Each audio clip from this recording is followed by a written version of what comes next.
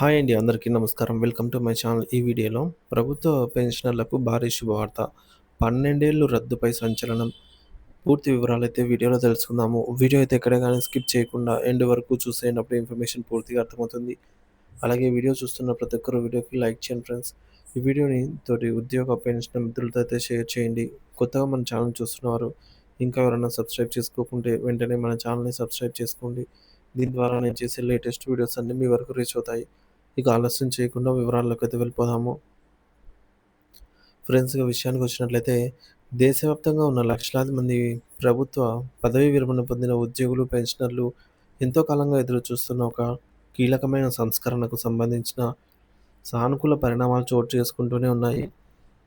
Pension commutation పునరుద్ధరణ కాలపరిమితిని 15 సంవత్సరాల నుంచి 12 సంవత్సరాలకు తగ్గించే ప్రతిపాదన ప్రభుత్వం పరిశీలనలో ఉంది. ఈ ప్రతిపాదన అమల్లోకి వస్తే దేశవ్యాప్తంగా సుమారు 65 లక్షల మంది పెన్షనర్లకు గణనీయమైన ఆర్థిక ప్రయోజనం చేకూరనుంది. అసలు కమ్యుటేషన్ అంటే ఏమిటి?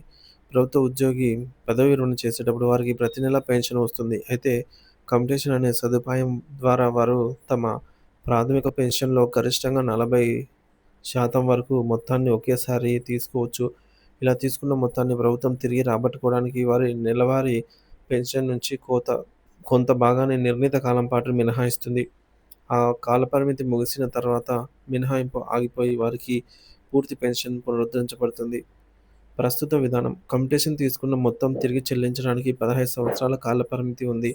అంటే 180 నెలల పాటు పెన్షన్‌లో కోత ఉంటుంది. నూతన ప్రతిపాదన ఈ కాలపరిమితిని 12 సంవత్సరాలకు అనగా 144 నెలలకు తగ్గించాలని ప్రతిపాదించారు. ప్రతిపాదన మార్పుతో కలిగే ప్రయోజనాలు. ఈ మార్పు అమలైతే పెన్షనర్లకు అనేక విధాలుగా మేలు జరుగుతుంది.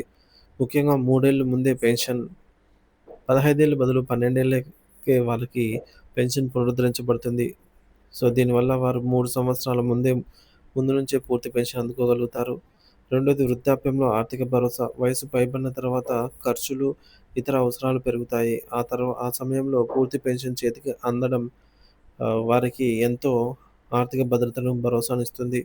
ఉదాహరణకు ఒక పెన్షనర్ కమ్యుటేషన్ కారణంగా ప్రతి నెల 5,000 కోల్పోతున్నారనుకుంటే, కొత్త విధానం ప్రకారం వారికి 12 ఏళ్ల తర్వాత ఆ కోత ఆగిపోతుంది. అంటే పాత విధానంతో పోలిస్తే 3 సంవత్సరాల పాటు అంటే 36 నెలల పాటు ముందుగానే ప్రతి నెల అదనంగా రూ. 5,000 పొందుతారు. ఇది మొత్తం 1,80,000 అనగా 5,000 ఇంటూ 36. సో, ఈ యొక్క 1,80,000 అదనపు ప్రయోజనం కలుగుతుంది. చిరకాల డిమాండ్ నెరవేరడం. ఈ మార్పు కోసం పెన్షనర్ల సంఘాలు దశాబ్దాలుగా పోరాడుతూనే ఉన్నాయి. ఇది వారి చిరకాల స్వప్నం సాకారం కావడం లాంటిదే అన్నమాట. చారిత్రాత్మక నేపథ్యం మరియు ఇతర రాష్ట్రాల అనుభవం. ఈ ప్రతిపాదన కొత్తదేమీ కాదు. దీనికి బలమైన చారిత్రాత్మక నేపథ్యమే ఉంది. ఐదో వేతన సంఘం సిఫార్సును చూసుకున్నట్లయితే కమ్యుటేషన్ రికవరీ కాలాన్ని 12 సంవత్సరాలు తగ్గించాలని ఐదవ వేతన సంఘం ఎప్పుడో సిఫార్సు చేసింది. అయితే కేంద్ర స్థాయిలో ఇది ఇంతకాలం అమలుకు నోచుకోలేదు. ఇప్పటికే అమలు చేస్తున్న రాష్ట్రాలు ఈ యొక్క 12 సంవత్సరాలకు కేరళ, మధ్యప్రదేశ్, ఒరిస్సా, పంజాబ్ వంటి రాష్ట్రాలు ఇప్పటికే ఈ సిఫార్సును అమలు చేసి తమ రాష్ట్ర పెన్షనర్లకు లబ్ధి చేకూరుస్తున్నాయి. కేంద్ర ప్రభుత్వం ఈ ప్రతిపాదనను ఆమోదిస్తే అది దేశవ్యాప్తంగా ఉన్న కోట్లాది మంది సీనియర్ సిటిజన్లకు గొప్ప ఊరటనిస్తుంది. వృద్ధాప్యంలో వారి ఆర్థిక స్వాతంత్ర్యాన్ని పెంచడమే కాకుండా వారి జీవన ప్రమాణాలను మెరుగుపరచడానికి కూడా దోహదపడుతుంది. రాబోయే వేతన సంఘం సిఫార్సులో భాగంగా కానీ లేదా ప్రత్యేక ఉత్తర్వుల ద్వారా కానీ ఈ నిర్ణయం వెలువడవచ్చనైతే ఉద్యోగ పెన్షనర్స్ ఆశిస్తున్నారు. సో, మరి ఇలా చేయొచ్చా లేదా? అంటే ఏదైతే కమ్యుటేషన్ మనము చేయడం వల్ల 15 సంవత్సరాలు కాకుండా మనకిచ్చిన కొంత అమౌంట్ మనము అనుకుందాము. ఈ అనే అమౌంట్‌ని ప్రభుత్వము 12 సంవత్సరాల్లోనే తిరిగి రాబట్టుకోగలుగుతున్నప్పటికీ 15 సంవత్సరాలు ఎందుకు ఈ విధంగా తీసుకుంటున్నారనేది చూద్దాము. సో, యాక్చువల్‌గా మనకిచ్చిన ఈ అమౌంట్‌ని వడ్డీతో సహా 12 సంవత్సరాల్లో ప్రభుత్వానికి తిరిగి చెల్లించబడుతోంది. మరి 15 సంవత్సరాలు ఎందుకు రాబడుతున్నారు అని కోర్ట్ గూడా క్వెషన్ చేయగా, మన ఏపీ, ఆంధ్రప్రదేశ్ సంబంధించి గూడా ప్రభుత్వము ఈ విధంగా ఇచ్చిందనమాట. సో, ఎవరైతే పెన్షనర్స్ ఉంటున్నారో వారు వారి ఆయుర్దాయం తగ్గి కమ్యుటేషన్ చేసిన 1 సంవత్సరం, 2 సంవత్సరాలు, 3 సంవత్సరాలంటూ ఈ విధంగా కమ్యుటేషన్ తీసుకున్నప్పుడే కొంతమంది అక్కడక్కడ మరణిస్తున్నారు అనమాట. సో, ఏదైతే ఈ మరణించారో సర్వీస్ పెన్షన్ మరణిస్తే మనము ఈ యొక్క సీవీపీ రికవరీ చేయలేము ఎట్టి పరిస్థితుల్లో. వీరి దగ్గర నుంచి ఈ విధంగా ఫోర్త్ ఇయర్‌లో కొందరు, ఫిఫ్త్ ఇయర్‌లో కొందరు అనుకోవచ్చు. సో, ఇది న్యాచురలే. ఇది జరుగుతూనే ఉండొచ్చు. మరి ఇంత ఎర్లీగా కాకపోయినా ఒక 10 ఏళ్లకో లేదంటే 12 సంవత్సరంలోనో కొంతమంది ఈ విధంగా జరగవచ్చనమాట.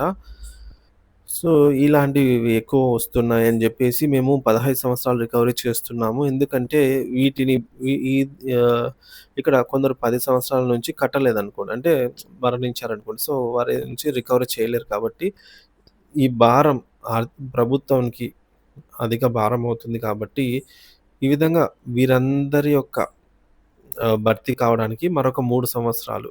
సో, వీరందరి దగ్గర నుంచి అమౌంటు భర్తీ కావడానికి సో, ఇక్కడ మనకు చూసుకున్నట్లయితే రేషియో ఈ విధంగా మరణించే వారి సంఖ్య మనకు ఎలా ఉండొచ్చంటే ఆహ్, 10:2 అనుకోవచ్చు. సో, 10 మందిలో ఒక ఇద్దరికి ఇలా జరగొచ్చనమాట. సో, 10 మందిలో ఒక ఇద్దరికి ఇలా జరిగితే, ఆ ఇద్దరి అమౌంట్ రికవరీ కోసం మేము ఈ 3 ఇయర్స్ అయితే మిగతా 8 మంది దగ్గర నుంచి రాబట్టుకుంటున్నాం అని చెప్పేసి అంటే ఈ రేషియో కొంచెం అటు ఇటుగా ఉండొచ్చండి ఇది. ఎగ్జాక్ట్‌గా అయితే ఏముండదు. సో, కాబట్టి వీరి దగ్గర నుంచి రికవరీ చేస్తున్నాము. సో, ఆ ఇద్దరి అమౌంటు ఏదైతే పెండింగ్‌లో ఉంటుందో, సో, ఆ విధంగా చూసుకుంటే ప్రభుత్వానికి ఎక్కువే చాలా ఎక్కువైతే రికవరీ చేస్తున్నారు. సో, మొత్తానికి ఈ రేషియో ప్రకారంగా చూసినా సరే ప్రభుత్వము ఇంత రికవరీ చేయాల్సిన అవసరం లేదు. సో, ఈ యొక్క 12 సంవత్సరాలను అట్‌లీస్ట్ 12.5 సంవత్సరం గాని, లేదా మ్యాక్స్ టు మ్యాక్స్ 13 సంవత్సరాల్లో తీసుకోవచ్చనమాట. సో, ఈ రికవరీ కూడా సరిపోతుంది. కానీ ఇది కూడా తీసుకోవాల్సిన అవసరం అయితే లేదు అని కొన్ని ప్రతిపాదనలు చెప్తున్నాయి. మరి 12 సంవత్సరాలు ఎందుకు తీసుకోవాలి అని కూడా మనం చూద్దాము. యాక్చువల్‌గా సర్వీస్ పెన్షనరు ఆహ్, సీవీపీ తీసుకున్నప్పుడు, కమ్యుటేషన్ చేసుకున్నప్పుడు సో, కొంత గరిష్టంగా 40% వరకు కమ్యూట్ చేస్తారనమాట. సో, వారికొచ్చే బేసిక్ పెన్షన్ ఏది? లాస్ట్ డ్రాన్ బేసిక్ పేలో 50% అయితే పెన్షన్‌గా వస్తుంది. సో, ఇందులో so, last drawn basic pay 20,000 అనుకుందాము. ఫర్ ఎగ్జాంపుల్ అండి. ఇందులో 50% అంటే 10,000 మాత్రం అతనికి పెన్షన్‌గా వస్తుంది సర్వీస్ పెన్షనర్‌కి. అదే ఫ్యామిలీ పెన్షనర్‌కైతే ఇందులో 30% వస్తుందనమాట. లాస్ట్ డ్రాన్ బేసిక్ పేలో. ఇందులో 40% అంటే రూ. 4,000 వరకు గరిష్టంగా కమ్యూట్ చేసుకోవచ్చనమాట. అంటే రూ. 4,000 మాత్రమే కమ్యూట్ చేసుకునే వీలుంటది. అంతకుమించి చేయలేరు. సో, కాబట్టి ఈ యొక్క 4,000ను సర్వీస్ పెన్షనర్ నుంచి ఎట్టి పరిస్థితుల్లోనూ రికవరీ చెయ్యరు. సో, సర్వీస్ పెన్షన్ దగ్గర నుంచి రికవరీ అనేది జరగదనమాట. అలాంటప్పుడు ఇక్కడ మనం చూసుకున్నట్లయితే కానీ మనకు ఈ సారీ ఫ్రెండ్స్ ఫ్యామిలీ పెన్షన్ నుంచి ఎట్టి పరిస్థితుల్లోనూ రికవరీ చెయ్యరు. సర్వీస్ పెన్షనర్ దగ్గర నుంచి మాత్రమే రికవరీ చేస్తారు. ఫ్యామిలీ పెన్షన్ నుంచి ఎటువంటి రికవరీ అనేది చెయ్యరు. సో, మనము సపోజ్ ఒక 10 ఇయర్స్ కట్టారనుకుందాము. ఈయన ఈ రూ. 4,000 ఒక 10 ఇయర్స్ కట్టారు. ఇంకా ఆహ్, మనము 12 సంవత్సరాలు ఇంకా 2 సంవత్సరాలు కట్టలేదు. సో, 12కి తీసుకుందాము. సో, ఇది సమంజసమే. ఎందుకు సమంజసం అనే దానికి కూడా కొంత బలమైన కారణం ఉంది. సో, అది కూడా ప్రభుత్వం గమనించాలి. సో, ఈ 2 సంవత్సరాలు కట్టకుండా ఆయన మరణించారనుకుందాము. ఆయన పెన్షన్ ఏదైతే ఉందో ఫ్యామిలీ పెన్షన్‌గా మారిపోయి అర్హత ఉన్నవారికి వెళ్తుంది.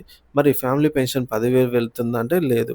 ఫ్యామిలీ పెన్షన్ 6,000 మాత్రమే వెళ్తుంది. ఎందుకంటే లాస్ట్ డ్రాన్ బేసిక్ పేలో ఇందులో 30% అనమాట. 30% మాత్రమే వెళ్తుంది కాబట్టి సో, సర్వీస్ పెన్షన్‌కైతే 50%. అదే ఫ్యామిలీ పెన్షనర్‌కి 30% అనమాట. మధ్యలో ఎన్‌హాన్స్‌డ్ ఫ్యామిలీ పెన్షన్ ఉంటుంది. కానీ అది తాత్కాలికం మాత్రమే అనమాట. అది అప్లికబుల్ అయిన అయిన వారికి మాత్రమే. మరి ఇక్కడ ఆల్రెడీ 4,000 కోత వేస్తున్నారు. మీరు చూడొచ్చు ఫ్రెండ్స్. ఆహ్, ఏదైతే ఆల్రెడీ కోత విధిస్తున్నారనమాట. సర్వీస్ పెన్షనర్ నుంచి ఫ్యామిలీ పెన్షనర్‌కి కన్వర్ట్ అయినప్పుడు 6,000 వస్తుంది 10,000లో. సో, ఈ 4,000 ఆల్రెడీ కోతకు గురవుతూనే ఉంది. సో, ప్రభుత్వానికి ఈ 4,000 ఎట్లా మిగిలేదే అన్నమాట. ఈ పెన్షనర్ ఉంటే ఈ 4,000 ఎక్స్‌ట్రా ఇవ్వాల్సిన ప్రభుత్వము పెన్షనర్ మరణిస్తే కూడా ఈ 4,000 ఇవ్వదు. సో, పెన్షనర్ బ్రతికుంటే దీన్ని కమ్యుటేషన్ రూపంలో తగ్గిస్తుంది. కమ్యుటేషన్ రూపంలో ఈ 4,000ను తగ్గిస్తుంది. అదే పెన్షనర్ లేకపోతే ఇంక పర్మనెంట్‌గా తగ్గిచ్చేస్తుంది ఈ 4,000ని. లైఫ్ లాంగ్ సర్వీస్ పెన్షన్ ఉన్న ఫ్యామిలీ పెన్షన్ ఉన్నన్నాళ్ళు లైఫ్ లాంగ్ అనేది తగ్గిపోతూనే ఉంటది. కేవలం 6,000 మాత్రమే వస్తుంది. సో, దీనిపైన డీఆర్ వస్తుంది. సో, ఇక్కడైతే మొత్తం 10,000 మీద డీఆర్ వస్తుంది. ఇక్కడ కేవలం 6,000 మీదే డీఆర్ వస్తుంది. కాబట్టి ఎటు చూసుకున్నా ప్రభుత్వానికి ఈ విధంగా పునరాలోచన చేయాల్సిన అవసరం ఎంతైనా ఉంది ఫ్రెండ్స్. దీనిపై మీ అభిప్రాయాన్ని కామెంట్ ద్వారా తెలియజేయండి. Thank you for watching this video.